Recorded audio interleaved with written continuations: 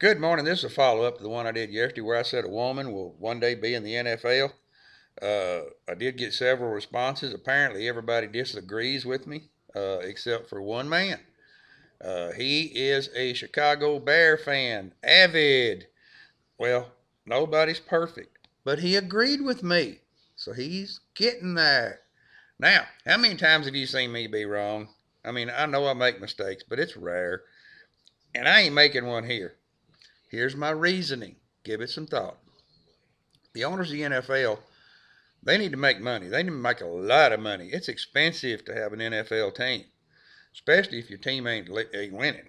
I mean, good Lord, that's not all teams are blessed with the fans that the Green Bay Packers have.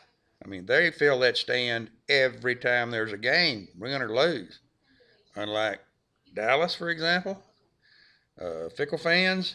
I know, I lived there all my life. If they're winning, they got a great fan base. If they're losing, we got better things to do.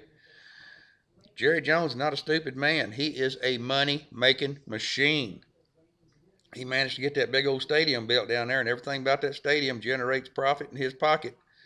They give tours every day. My kids have taken that tour, and the people giving the tours say everything in that stadium generates profit. As an example, there's not a place in that stadium that is not up for lease. Anybody can rent that area to have a meeting. The number one area that is leased out for meetings is the locker room. For that reason, unlike any other team in the country, that locker room is not used by the team except during the game. They bring all their stuff, they put it in their little locker.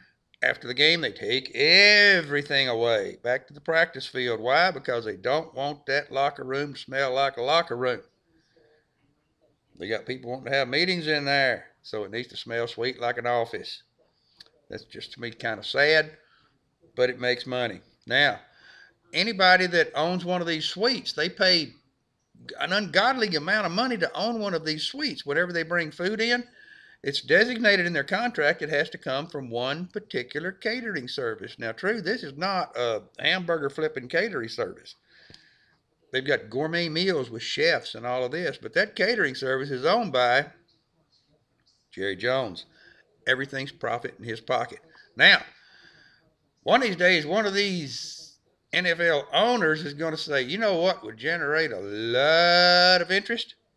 Put a woman on the team. Make her a punter. How often do punters get hurt? I mean, think about it. If she could kick the heck out of that ball,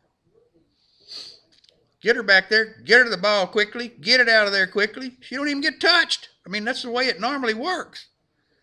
And you talk about filling the stands, people would turn out to see a woman trot out there on the field and kick that ball.